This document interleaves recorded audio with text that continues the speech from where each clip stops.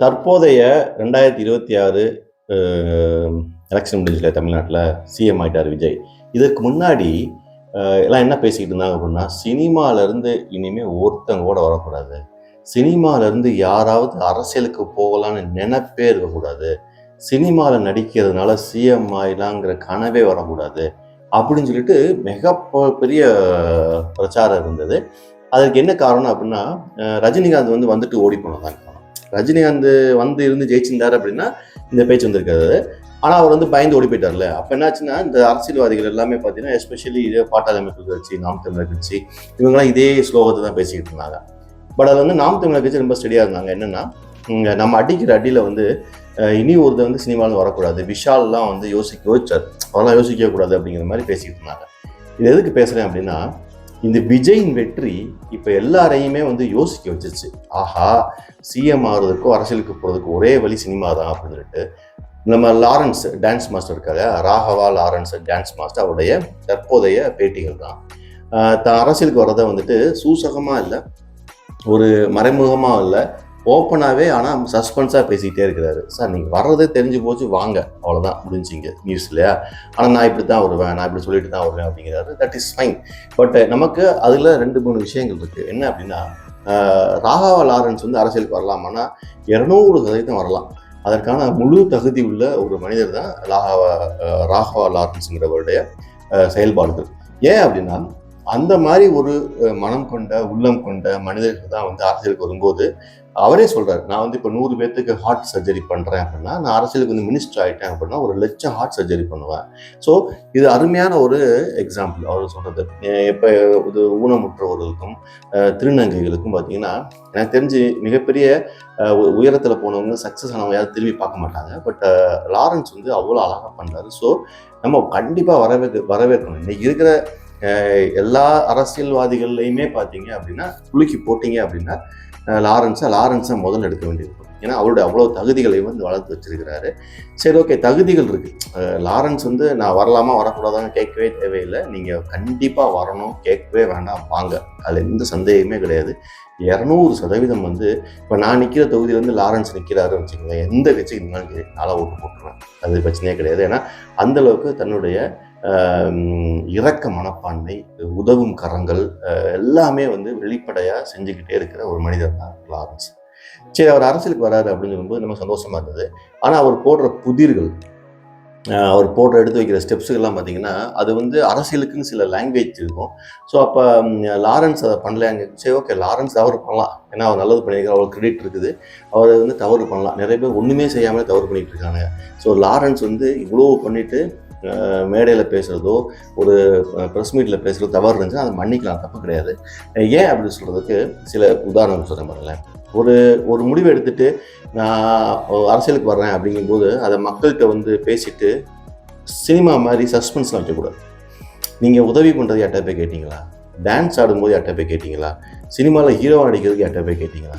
என்ன கேட்டிருக்கீங்க? 4 சுவருக்குள்ள உங்களுக்கு தெரிந்த ஒரு வட்டாரத்தில் பேசிட்டு நீங்கள் ஒரு டிசிஷன் எடுக்கிறீங்க, நம்ம இதை செய்யலாம் அப்படின்னு சொல்லிட்டு. அப்போ அதே மாதிரி தான் எதுவுமே ரைட்டா?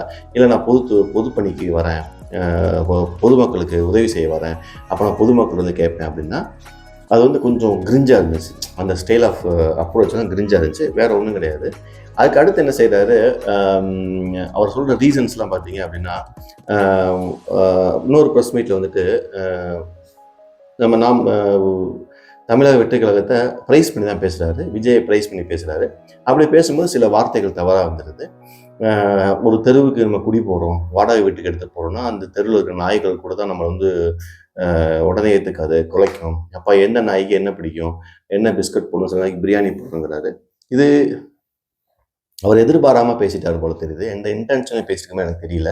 பட் ஆனால் அதை தவிர்க்கணும். அதாவது சாய்ஸ் ஆஃப் வேர்ட்ஸ் சொல்லுவாங்க இல்லையா? நீங்கள் எந்த உதாரணம் காட்டுறீங்க, உதாரணமே எக்ஸாம்பிள்ஸே கரெக்டாக கொடுக்கணும். நீங்கள் இப்போ நார்மலாக நீங்கள் சம்பாதிச்சு அந்த காசை நீங்கள் செலவழிக்கக்கூடிய ஒரு லாரன்ஸ் கிடையாது. நீங்கள் பொது துறைக்கு வரீங்க, பொதுமக்களுடைய உதவி செய்ய வரீங்கன்னா பொதுமக்கள் பணத்தை எடுத்து பொதுமக்களுக்கு தான் உதவி செய்ய போறீங்க போது, ஸோ பொதுமக்களுக்கு மரியாதையான ஒரு ட்ரீட்மெண்ட் இருக்கணும். இன்னைக்கு மீடியா கண்ணா அப்படின்னு இருக்குது. உங்களுக்கு என்ன பேசினாலுமே பிச்சு பிச்சு பார்ப்பாங்க. நீங்கள் சாரிலாம் கேட்கலாம், தப்பு கிடையாது, சாரி கேட்கலாம், அது தப்பாக புரிஞ்சுக்கிட்டான்னு சொல்லலாம், கேட்டாதான் தெரியல. பட் அதை தாண்டி இது வந்து உங்களுக்கு ஒரு எச்சரிக்கை மணி. இந்த மாதிரி சினிமா மாதிரி ட்ரீட் பண்ணாதீங்க அரசியலை. பொது மக்களுக்கு உதவி செய்ய வரும்போது அதற்கான சில கூறுபாடுகள்லாம் இருக்குது. நீங்கள் எப்படி உங்களுக்கு தகுதி இருக்குன்னு சொல்கிறேன் பார்த்தீங்களா? ஒரு அரசியலுக்கு வர்றதுக்கான முழு தகுதி உங்கள்கிட்ட இருக்குது. அதே மாதிரி பொது இடங்களில் பேசுறதுக்கு சில தகுதிகள் இருக்குது.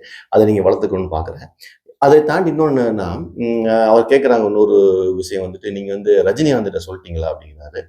அப்பதான் நமக்கு உண்மை வித்தியாசமா இருந்துச்சு. நான் வந்து தலைவர்ட்ட சொல்லாம எதையும் செய்ய மாட்டேன் அப்படிங்கிறாரு. ஸோ இப்ப விஜய் வந்து கேர்ஃபுல்லா இருப்பாரு இந்த இடத்துல தான்.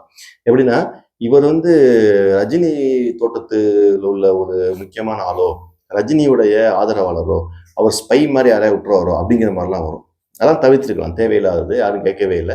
பட் அவர் ஹானஸ்ட்டா சொல்றாரு. எனக்கு தெரிஞ்சதெல்லாம் சொல்றாரு. ஸோ இத எப்படி விஜய் ஏத்துக்க போறாரு? இல்ல விஜய் கட்சிக்கு தான் வரப்போறாரா? இல்ல அண்ணாமலை கட்சிக்கு போறாரான்னு தெரியல. அத நான் சொல்லப் போறேன்னு சொல்லிக்கிட்டே இருக்கிறாரு. ஸோ விஜய் கட்சிக்கு வரதா இருந்தாலும், விஜய் சுத்தி இருக்கவங்க கிளியரா அத பார்த்துட்டே இருப்பாங்க. இன்னொரு வகை, அதாவது எப்படின்னா இந்த எலக்ஷனுக்கு முன்னாடி வரவன் போறவனுக்குலாம் வாய்ப்பு கிடைச்சது. ஆனா இனி ஒரு தடவை வரவன் போறவனுக்கோ பெரிய ஆளுக்கோ கிடைக்காது. அங்க புஷி ஆனந்த், ஆதவ் அர்ஜுனா, செங்கோட்டையன் இவங்களுடைய டிசிஷனை தாண்டி எதுவுமே இருக்க முடியாது. அப்ப லாரன்ஸ் அப்படிங்கிற 1000 உதவிகள் பண்ணியிருக்கலாம், மக்கள் தொண்டு பண்ணியிருக்கலாம், தகுதி இருக்கலாம். ஆனா இந்த 4 பேருக்கு பிடிக்கணும் உங்கள. உங்களுடைய பேச்சு. அப்ப அவங்க என்ன பார்ப்பாங்க, இவர் என்ன ரஜினியை முன்னிறுத்தி பேசுறாரு. அப்ப ரஜினியுடைய ஆளா அவரு. நம்ம தோட்டத்துல எதுக்கு ரஜினிக்கு சம்மந்தம் இல்ல, ரஜினிக்கு சொந்தக்காரன் எதுக்கு நம்ம தோட்டத்துக்கு வரணும் அப்படின்லாம் யோசிக்க தோணும். கரெக்டா? இந்த மாதிரி தான் இதோடைய ஒரு நீங்க அப்ரோச் பண்றீங்க. எல்லாம் யார் யாரோ வந்து எம்எல்ஏ ஆயிட்டாங்க. யார் யாரோ எம்பி ஆயிட்டாங்க. அப்ப நம்ம ஆயிறக்கூடாதா? அப்படிங்கிறது தாட்ல வரக்கூடாது. சினிமாக்காரங்க ஜெயிக்கலாம் அப்படிங்கிற தாட்ல தான் நீங்க வர்றீங்க. ரைட்டா? விஜய் அவர்கள் வந்து ஜெயிச்சுட்டாருங்கிறதுக்காக, அவர் வந்து மது கடைய நிப்பாட்டிட்டாரு. அவர புடிச்சிருக்கு. அவருக்கு அப்ரோச் புடிச்சிருக்கு அப்படிலாம் சொல்லிட்டு வரீங்கல்ல, அதோட நிக்கணுமே ஒழிய, நான் இவரோட ஆசீர்வாதத்துல வர்றேன். இவங்ககிட்ட சொல்லிட்டு வந்துட்டேன். தெருக்கள்ல இருக்க நாய்கள் மாரி எல்லாரும் அப்படிங்கிற மாரிலாம் வந்து சில பல பேச்சுக்களை வந்து குறைச்சிருக்கணும். அது வந்து இந்த மக்களுக்கு பிடிக்கணும். அப்புறம் நான் சொன்ன மாரி விஜய் கட்சிக்கே போறீங்க அப்படின்னா, விஜய் கட்சியில இருக்கிற 2ஆம் கட்ட தலைவர்கள் எல்லாம் அது பிடிக்கணும். ஸோ இந்த மாரி ஒரு ஆஸ்பெக்ட்ல தான் வந்துட்டு இத எடுப்பாங்க. உங்க தகுதி அருமையா இருக்குது. பட் அந்த தகுதி தாண்டி இப்ப அந்த சிச்சுவேஷன் இல்ல. எலக்ஷனுக்கு முன்னாடி நீங்க கைய தூக்கியிருந்தீங்கன்னா, விஜய் வந்து உங்கள கூப்பிட்டு மினிஸ்டர் ஆக்கியிருப்பாரு. ஆனா இப்ப நீங்க தூக்க முடியாது. தூக்குனாலும் பார்க்க மாட்டாரு. இந்த வீடியோவ பார்த்தாருன்னே தெரியாது. சரியா? அதனால லாரன்ஸ் அவர்கள் கண்டிப்பா அரசியலுக்கு வரணும்.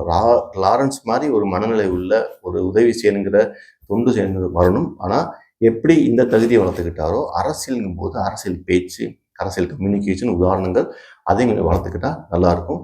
அதை தாண்டி எங்க நீங்க போறீங்கன்னு தெரியாது. ஒருவேளை ரஜினியுடைய மனைவி ஆரம்பித்த லதா ரஜினிகாந்த் ஆரம்பிச்ச கட்சியில சேர்றீங்களா? இல்ல அண்ணாமலை கட்சியில சேர்றீங்களா? இல்ல விஜய் கட்சியில சேர்றீங்களா? அதை பொறுத்தது உங்களோட கம்யூனிகேஷன். சரியா? விஜய் கட்சியில சேர்றீங்க அப்படின்னா, உங்களுடைய பொலிட்டிக்கல் டிஸ்கஷன், டாக்ஸ் எல்லாமே இதை நோக்கி தான் இருக்கணும் இல்லையா? ரஜினி நோக்கி இருக்கக்கூடாது. ரஜினி கட்சியில ஜாயின் பண்ண போறீங்கன்னா பிரச்சனை கிடையாது. ரைட்டா? இந்த பக்கம் வரும்போது ரொம்ப கேர்ஃபுல்லா இருங்க. எல்லாருமே முன்னாடி மாரி கிடையாது.